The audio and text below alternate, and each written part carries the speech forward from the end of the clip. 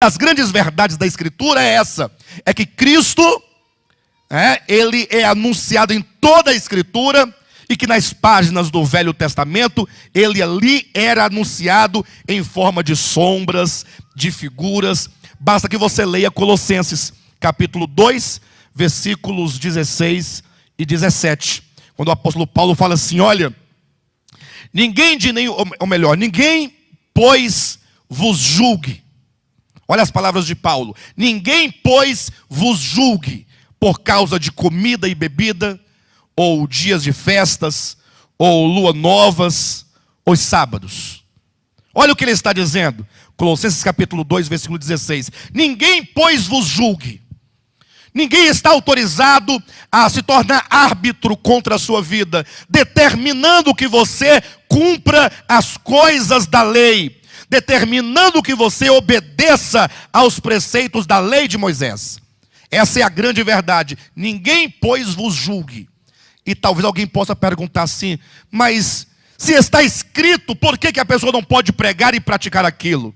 Aí Paulo explica no versículo seguinte, dizendo, porque tudo isso, comida e bebida, dias de festas, luas novas e sábados, porque tudo isso tem sido sombra, era apenas uma sombra daquilo que haveria de vir. Porém, a realidade, porém o corpo é Cristo.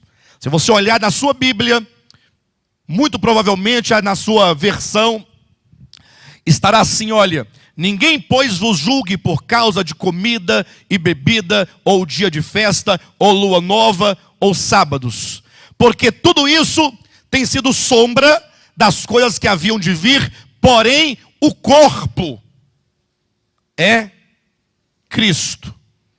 Você entende esse versículo? Quando diz, porque o corpo é Cristo, quer dizer que todo corpo, exposto a uma luz, certamente projeta uma sombra. Todo corpo projeta uma sombra. Pense você comigo.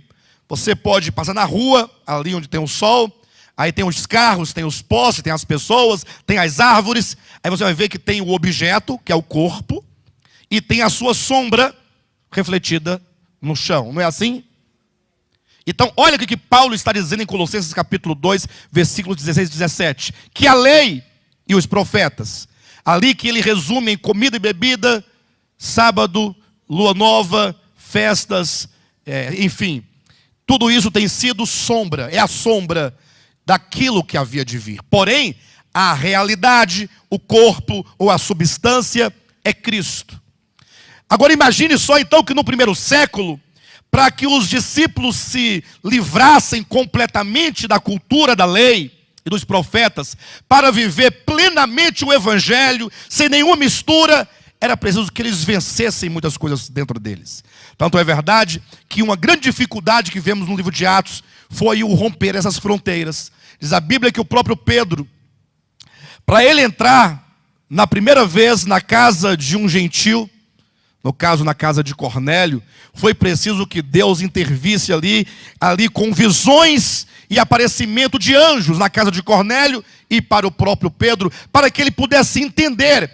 E ainda assim, depois que ele chega na casa de Cornélio, ele faz toda uma defesa dizendo, olha, vocês que são gentios, bem sabeis que não é lícito a um judeu entrar na casa de um gentil. Entretanto, eu tive uma visão assim, assim. E ele foi começando a contar a sua história, por que ele estava na casa de um gentil, quando de repente, enquanto ele explicava essas coisas todas, o Espírito Santo desceu sobre a casa de Cornélio, todos os presentes, batizando-os no Espírito Santo, para dentro do corpo de Cristo. Aí Pedro ficou ali pasmado, dizendo, ora, o Espírito Santo também recebeu a estes no corpo de Cristo. Então, o que eu posso fazer? Por mim, talvez, eu não os incluiria no corpo de Cristo. Mas se o Espírito Santo os incluiu, então, o que se há de fazer? E agora ele volta para Jerusalém, decorando o discurso que ele faria ao chegar diante dos apóstolos. Ele sabia que os apóstolos iam lhe pedir uma explicação. Pedro, por que você entrou na casa de um gentil?